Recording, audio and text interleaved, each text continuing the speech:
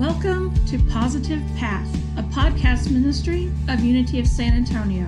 Reverend Nina Clark, our senior minister, extends an invitation for you to join us in person on Sundays at 11 o'clock. Unity of San Antonio is a progressive spiritual community where everyone is welcome to attend and serve. We have many opportunities for you to get plugged in, including an active youth and family ministry, classes and workshops, fellowship after church, and many more fun events throughout the year. For more information, check out our website at unityofsa.org. Now, let's get into this week's message. So, we're in our time of Lent, coming up to Easter, and I believe that with most stories we can glean more than one meaning. So I'm sure all of you have heard the story of the man on the roof of his home in the midst of rising floodwater who refuses all rescue attempts, sending everything, the helicopter, the boats, all on to others in need. So we could look at this story and glean that this man was rather arrogant in his expectation that God would rescue him in some special way that he wouldn't grant to anyone else who was also standing on their rooftops. We could also decide that he was one of the best examples of humanity, his strong faith, allowing him to put others ahead of himself, and we could garner some meaning from that. Or we could take a lesson from that story saying that putting ourselves last doesn't always serve us, for perhaps if he had allowed himself to be rescued, he could have gone on to be part of the rescue efforts for others. So many ways to interpret a story. And that's no different from the stories or scripture from the Bible. We can read these stories and glean different meanings. We can look at them literally. We can look at them through a historical or cultural context. We can also sift through them for a deeper metaphysical meaning, etc., etc.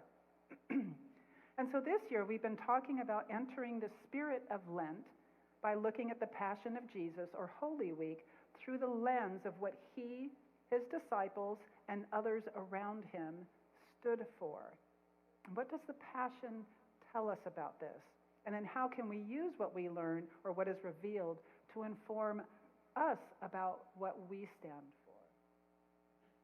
So last week we began by looking at what Lent might mean for us. For many, it has come to mean a time where we give up something, a bad habit, or we add in a good habit. Charles Fillmore writes in his book, Keep a True Lent, that for the ancient Hebrews, 40 was symbolic. It didn't mean a literal 40 days, but more the idea of however long it takes to complete something in preparation for that which is to follow. And this aligns with the idea we presented last week of using the 40 days of Lent as a springboard into a higher consciousness rather than a countdown for how many days we will adopt or refrain from certain behaviors. Charles Fillmore invited us to consider Lent as a preparation for the resurrection of the mind from the darkness of its doubts and false beliefs into the light of understanding. And so we're invited to use Lent as a time of preparation for a breakthrough in consciousness. And we also explored alternatives to what we might give up for Lent versus chocolate, gossiping, or binge-watching Severance or The White Lotus, in case we wanted to use Lent for that purpose. And I shared with you that I believe the most important thing for us to let go of is fear. For fear is at the root of most of what keeps us from shining our lights fully, from showing up as love. Fear of being wrong, fear of being hurt, fear of looking foolish, fear of being different, fear of falling short, fear of loss or of not being loved or lovable, fear of not being good enough. And as we let go of fear, we come to know ourselves truly as emanations of the Most High, as divine expressions of the one life. As we let go of fear, we come to know ourselves as love. Last week, we also talked about Yeshua's triumphal entry into Jerusalem, and what it might reveal to us about what he felt he stood for. Continuing our Lenten story, the day after Yeshua's triumphal entry into Jerusalem, he entered the temple. So from Mark 11:15 through 19, then they came to Jerusalem, and he entered the temple and began to drive out those who were selling and those who were buying in the temple. And he overturned the tables of the money changers and the seats of those who sold doves. And he would not allow anyone to carry anything through the temple. He was teaching and saying, "Is it not written, 'My house shall be called a house of prayer for all the nations'? But you have made it a den of robbers." And from John 22:13 to 21, the Passover of the Jews was near, and Jesus went up to Jerusalem. In the temple, he found people selling cattle, sheep, and doves, and money changers seated at tables. Making a whip of cords, he drove all of them out of the temple, both the sheep and the cattle. And he also poured out the coins of the money changers and overturned their tables. He told those who were selling the doves, "Take these things out of here. Stop making my Father's house a marketplace." So if you're like most people, when you hear this scripture, the image in your head, which is not unlike the movies that we have seen, is that the whole temple is affected by Yeshua's actions. He cleaned the temple out, is our image, scattering cattle and sheep and people and money in all directions. Here's the real picture. The temple complex was about 40 acres in size. If a football field is just over an acre, this is approximately 40 football fields in size. Huge. There was an inner sanctum and several courts all clustered together in the center, the court of priests, the court of Israel, the court of the women, and then an outer court which surrounded the central cluster. And it was in this outer court that the vendors sold their goods. It was also a very noisy place, full of people purchasing their offerings from the vendors, animal noises, and happy, boisterous people greeting their friends that they haven't seen all year. So, if Jesus turned over a table or two and runs out a few cows, because he's not going to go all the way around 40 acres, it doesn't really make a big impact given the overall size. And those on the other sides of the complex would not have noticed what he did at all, given the court structures in the center. So it's important to note that his actions did not bring all business to a halt. So why did he do it? Many ideas have been put forward as to what ignited his anger, but Jewish New Testament scholar Dr. A.J. Levine thinks that his anger has more to do with the people coming to worship in the temple and issues with the temple itself. Given that his actions didn't halt the flow of business, or really in the big picture create that much of a disturbance, it is more likely that his actions were a symbolic gesture to gain the ear of those nearby. To Yeshua, the temple was holy ground, a place where all were welcome to come and worship God. The temple was intended as a place for everyone to worship and was open to all people, including men and women, slaves, Jews, Gentiles, free people, rich people, poor people. All were welcome. And yet, the outer court, called the court of Gentiles because Gentiles were not allowed beyond this court, was where the money changers and vendors who sold sacrificial animals were allowed to set up. Returning to the Gospel of Mark, Yeshua says, "Is it not written, 'My house shall be called a house of prayer for all the nations'?" And in Matthew 21:13, it is written, "My house will be called a house of prayer, but you are making it a den of robbers." In saying this, Yeshua was actually referring to verses from the Tanakh, what Christians refer to as the Old Testament, which is the only scripture that Jesus would have known, for the New Testament didn't exist yet. The house of prayer comes from Isaiah 56:7, where the temple is described as a gathering place for everyone. And the den of robbers is from Jeremiah 7:11, referring in essence to a reprimand to those who put on an outer show of faith, but in actuality are not living up to their teachings.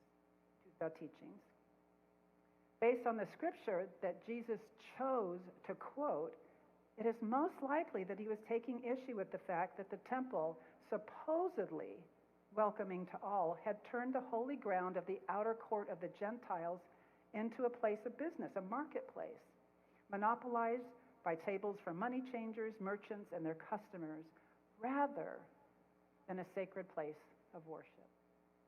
He's saying, for goodness sakes, people, let this be the holy place that it is. We have the whole city for vendors and money changers. This part of the temple should have been set aside for Gentiles to worship, and it had been taken over by the marketplace. This was not in alignment with it being a holy place set aside for worship and prayer for the Gentiles who were not Jewish. Jesus, in referring to the scripture in Jeremiah, which reads, "Will you steal, murder, commit adultery, swear falsely, make offerings to Baal, and go after other gods that you have not known, and then come and stand before me in this house, which is called by my name, and say, 'Safe,' only to keep on doing those abominations?" Again, in referring to that particular passage in the Tanakh, Yeshua likely saw that the people coming to the temple were more interested in showing off their elegant clothes, posturing, paying lip service to their faith, but in reality, living daily lives not in alignment with their teachings. And I think that still goes on today in our houses of worship. I personally knew a gentleman who considered himself a devout Christian. Monday through Saturday, he was a landlord who allowed his tenants to live in substandard conditions, leaky pipes, moldy walls, and yet every Sunday he showed up to church acting like he was the most pious of all. It was this type of behavior that also angered Yeshua. And the next day, Yeshua returns once again to the temple, and this time to teach. And the first of his teachings that we'll look at is from Mark 12:28 through 34. One of the scribes came near and heard them disputing with one another, and seeing that he answered them well, he asked him, the scribe asked Jesus, which commandment is the first of all? And Jesus doesn't skip a beat. The first is, "Hear, O Israel, the Lord our God, the Lord is one. You shall love the Lord your God with all your heart, with all your soul, and with all your mind, and with all your strength." And the second is this, "You shall love your neighbor as yourself. There is no other commandment greater than these." And Jesus later gives us another new commandment. In John 13:34, he states, "I will give you a new commandment, that you love one another. Just as I have loved you, you should also love one another." Dr. Levine writes, "The command to love one another is not new. Therefore, the focus of the verse must be on the second part, as I have loved you." Jesus shows his love by willingly sacrificing his life. It's an extraordinary love, a love that risks all. But it is not an impossible love. Jesus is, once again, not asking anything of us that he does not ask of himself.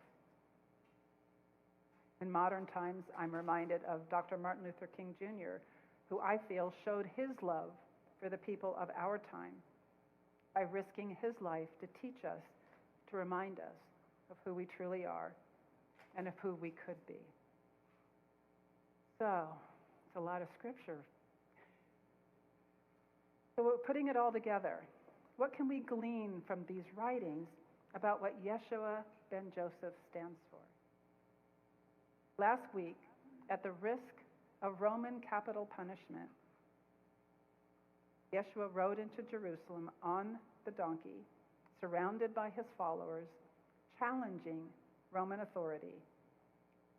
In doing so, Yeshua demonstrates an unshakable stand for the world he envisions, one where all are equal in the heart and mind of God, one where all are welcome, a divine kingdom where we know our worth as children of God or expressions of the divine. And by expressing his passionate anger in the temple, Yeshua was standing for the power of what he felt the deeper message of his Jewish teachings were. That everyone entering the temple were standing on holy ground, and that they should be there to participate in a sacred time of prayer and worship. In the passion of his anger, I feel that he is inviting the people within the range of his voice to wake up. Again, risking his very life, he is taking a stand for the world he envisions, one filled with love, justice, equality for all of the expressions of the divine. Even his teaching in the temple was fraught with risk and danger. After all, he's in a city under the watchful eye of Roman soldiers who are on the lookout for anyone who might be antagonistic to Roman rule. He risks being arrested and whatever horrors might follow. Moreover, because he is teaching publicly in the temple, his audience is not only his students.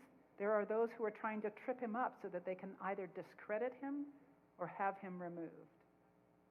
So once again, he risks it all to take a stand for what he believes in, his divine vision of a world where all is sacred, where love reigns, heaven on earth.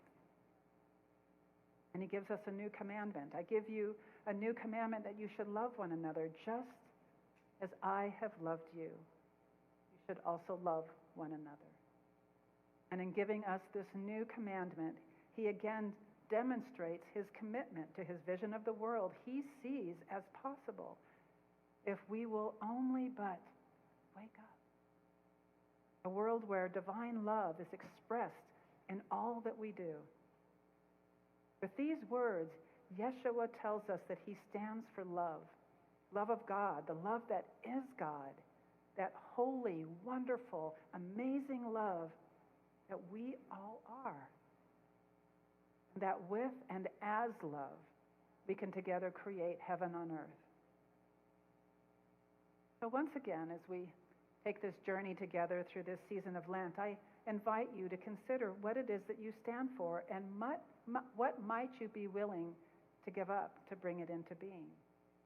My hunch is that whatever you discover that you stand for, or whatever that you already know that you stand for, what needs to be given up will have its roots in fear. And as we decide what we stand for, we build a stronger inner foundation on which we can stand and interact with the world from a place of conscious choice.